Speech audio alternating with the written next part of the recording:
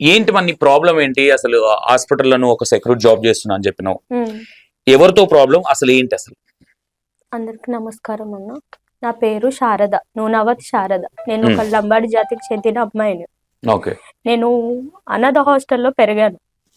నా హస్బెండ్ నన్ను ఇష్టపడి చేసుకున్నారు. Love marriage. మా హస్బెండ్ వచ్చేసి గౌడ్స్. నా హస్బెండ్ 2024 లవ్ మ్యారేజ్? మాది లవ్ మ్యారేజ్. ఓకే. మీ హస్బెండ్ వాళ్ళు గౌడ్స్? మా హస్బెండ్ వాళ్ళు గౌడ్స్. ఓకే. నాన్ను మా అత్త మామ మా మామ లేరు కానీ మా అత్త నన్ను బాగానే చూసుకున్నది. నా 2 డెలివరీలు చేసింది. ఇద్దరు పిల్లలు. మేము హైదరాబాద్ బతకనికి వచ్చినాం అన్న. నా హస్బెండ్ వచ్చేసి కార్ డ్రైవింగ్ చేస్తారు. తనకి యాక్సిడెంట్ అయింది. ఇప్పుడు ఫస్ట్ కరోనా అప్పుడు. అప్పటి నుంచి కొంచెం మెంటల్లీ బెడ్ గా ఉన్నారు. మమ్మల్ని పోషించలేని పరిస్థితులలో నేను నా పిల్లల్ని నా భర్తను పోషించుకోనికి నేను బయటికి వెళ్ళిన బతకనికి అని. నేను పోయినప్పుడు నాకు ఆప్షన్ నీలోపర్ హాస్పిటల్లో డ్యూటీ ఉందని తెలిసింది. ఫస్ట్ నిమ్స్కి వెళ్ళిన. నిమ్స్కి వెళ్తే అక్కడ ఎస్కేఎస్ కాంట్రాక్ట్ ఉంది. ఉంటే చాలా లాంగ్ అవుతుంది, బస్సు దొరుకుతలేదు అనేసి 2 రోజులు పోయినా నిమ్స్ కి. పోయినాక అక్కడ బస్సులు లేట్ అవుతున్నాయి, తిడుతున్నారు ఎట్లా పడితే అట్లా. నేను ఇంత లాంగ్ రావడం కంటే సార్ నాకు దగ్గరున్న ఏదైనా హాస్పిటల్లో ఇప్పియండి అంటే అక్కడ కృష్ణ సారు బాబు సార్ అని 2 సార్లు పరిచయం అయితే, అవునమ్మా నీకు లేట్ అవుతుంది అంటున్నావు, నీ ఇబ్బంది కూడా నాకు చెప్పినావు కాబట్టి నువ్వు నీలోఫర్ హాస్పిటల్లో సెక్యూరిటీ ఉంది చేసుకో, నేను చెప్పినా వెళ్ళు అని అన్నారు. అంటే నేను వెళ్ళి అక్కడ శ్రీనివాస్ సార్ అని ఆ సార్ ఉంటే నేను 1000 రూపాయలు యూనిఫామ్ కట్టమంటే 1000 రూపాయలు యూనిఫామ్ కట్టినా. నాకు యూనిఫామ్ ఇచ్చిర్రు. నేను వెళ్ళిన డ్యూటీలో జాయిన్ అయినా. ఎప్పుడు జాయిన్ అయినా అంటే జూన్ లో జాయిన్ అయినా.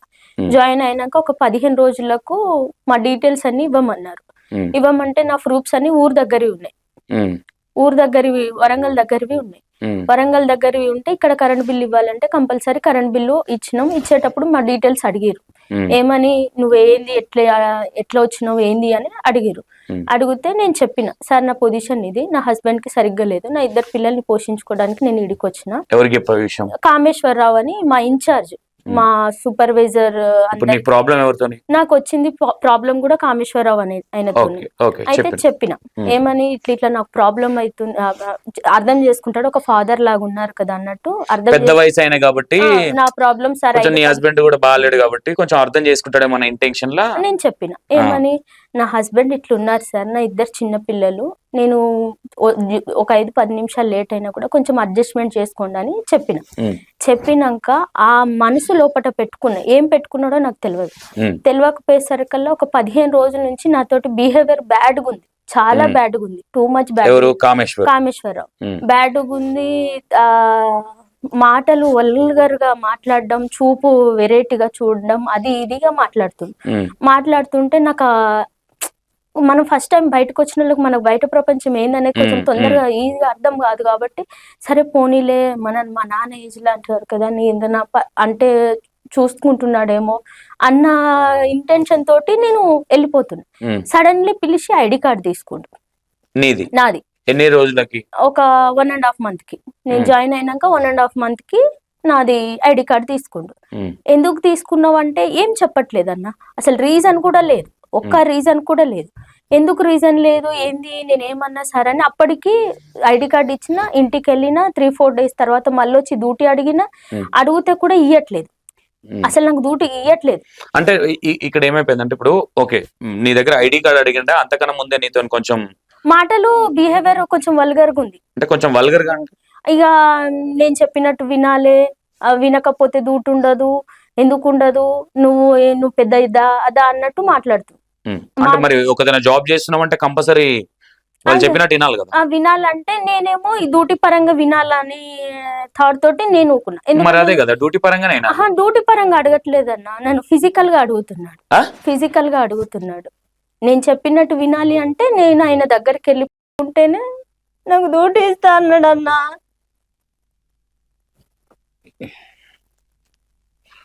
ఓకే ఓకే అన్నాడు. అన్న తర్వాత ఎంత ఉంటది, ఆయన వయసు ఎంత ఉంటది కామేశ్వర్ గారు? 60 సంవత్సరాలు ఉంటది అన్న, నాకు తండ్రి వయసు ఉంటది. నువ్వు అడగలేదా సార్ నా పరిస్థితి బాగాలేదు, మరి నా పరిస్థితి బాగాలేదని చెప్పినందుకే ఇంకా నన్ను అట్లా టార్చర్ చేసినారన్నా. చేస్తే నేను అక్కడి నుంచి కూడా మా హాస్పిటల్లో 2 సార్లు వెళ్ళి అడిగిన. టిష్యూ తీసుకొచ్చారు.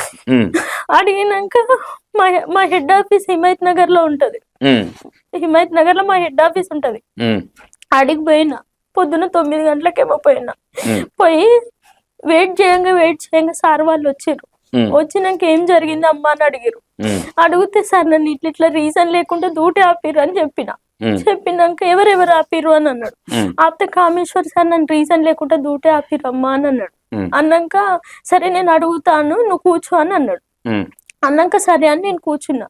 సాయంత్రం 5 గంటలకు మధు సార్ను కామేశ్వర్ సార్ ఇద్దరు వచ్చారు. వస్తే నన్ను లోపలికి పిలిచారు. వాళ్ళని పిలిచిరు ఏం జరిగిందని నన్ను పిలిచి అడిగారు. అడిగితే సార్ ఏం జరిగిందో ఏం రీజన్ ఉందో నాకైతే తెలియదు సార్, మీరే అడగండి అని అన్నా. నేను తప్పు చేయలేదు కాబట్టి నాకు తప్పు ఏందో తెలియనప్పుడు నేను అదే మాట అంటా కదా అనేసి నేనేం చేసినా నాకు తెలియదు సార్, ఆయన నేనేం చేసినా నాకు తెలియదు సార్, సార్నే పిలిచి అడగండి అంటే పిలిచారు. పిలిచినాక వాళ్ళు పెద్దోళ్ళు కదా ఆయన కుర్చీలో కూర్చోబెట్టుకొని ఏమేమి మాట్లాడినాక అమ్మ నీదేం తప్పు లేదు, నువ్వు వెళ్ళి డ్యూటీ చేసుకో, నేనేం అన్నాడు ఇప్పటి నుంచి అని చెప్పి నన్ను ఇంటికి పంపించినాక నేను ఇంటికి వచ్చేసిన. తెల్లారి డ్యూటీలోకి తీసుకున్నప్పటి నుంచి అది కూడా కాదు, ఆ హాస్పిటల్ దగ్గర సోఫాలో సార్ వాళ్ళు 4 గంటలకు టీ తాగుతుంటే నన్ను కూడా అదే సోఫాలో కూర్చొని టీ తాగమని చెప్పిండు. మామూలుగా ఇచ్చిర్రు, అందరికి ఇచ్చేటట్టు నాకు రెస్పెక్ట్ గా టీ ఇచ్చిర్రు. ఇస్తే నేను తాగిన. నాకు తెలియదు కదా వాళ్ళు పెద్ద క్యాస్ట్ ఉన్నారు తక్కువ క్యాస్ట్ అని నాకు తెలియదు కదా. క్యాస్ట్ అంటే నేను లంబడామిన ఆయన ముందు కూర్చోవద్దు, లంబడోళ్ళు ఆయన ముందు కూర్చొని టీ తాగొద్దు. ఎవరు ముందు? కామేశ్వరరావు ముందు టీ తాగొద్దు. నాకు ఆ విషయం తెలియదు. కులంతో ఏం పని ఇక్కడ? కులాలు ఏమన్నాయి? ఆ హాస్పిటల్లో లంబడోళ్ళు ఒక్కళ్ళు కూడా డ్యూటీ చేయట్లేదన్న. సెక్యూరిటీ డిపార్ట్మెంట్ లో వచ్చిన ఏదో ఒక రకంగా పంపిస్తారు. అంటే ఓకే ఒక లంబాడి కులం ఓకే, వెళ్ళినో కూర్చునో అయిపోయింది అంటే అన్నాడా నీతో ఈ మాట? అన్నాడా? అప్పుడు అనలేదు. నేను వాళ్ళ ముందు కూర్చొని టీ తాగినాక నేను ఇంటికి వెళ్ళినాక తెల్లారి మరుసటి రోజు నేను డ్యూటీకి వచ్చినప్పుడు నా గురించి నువ్వు పోయి అక్కడ చెప్తావా? ఎక్కడ? సార్ వాళ్ళకి చెప్తారు. వాళ్ళు ఏం చేశారు? ఇంకొకటి, నాకు నువ్వు పోయి చెప్పినందుకు బాధ కాలే, నువ్వు ఒక లంబడి దాన్ని ఉండి నా ముందు కూర్చొని నువ్వు కప్పుల టీ తాగుతావా? నువ్వు నీ బతికెంత, నువ్వెంత, నా కాళ్ళ కింద చెప్పు నువ్వు అని అంటారు అన్న. ఈ రోజులలో కులాల గురించి విమర్శిస్తారా అన్న? అంటే ఇదంతా ఏంటంటే ఫిజికల్ గా నువ్వు ఓకే చేయలేదనేనా? ఇదంతా అదే అన్న. తర్వాత సరే నేను సార్ నాది సారీ సార్, నాకు తెలియక నేను తాగినా, నా తప్పైంది అనేసి నేను మాట్లాడినా అని సారీ చెప్పేసి డ్యూటీకి పోయిన కాడ కూర్చొనియాడు, నిలబడితే నిలబడనియాడు. వాడెందుకు వచ్చిందంటాడు, వీడెందుకు వచ్చిందంటాడు.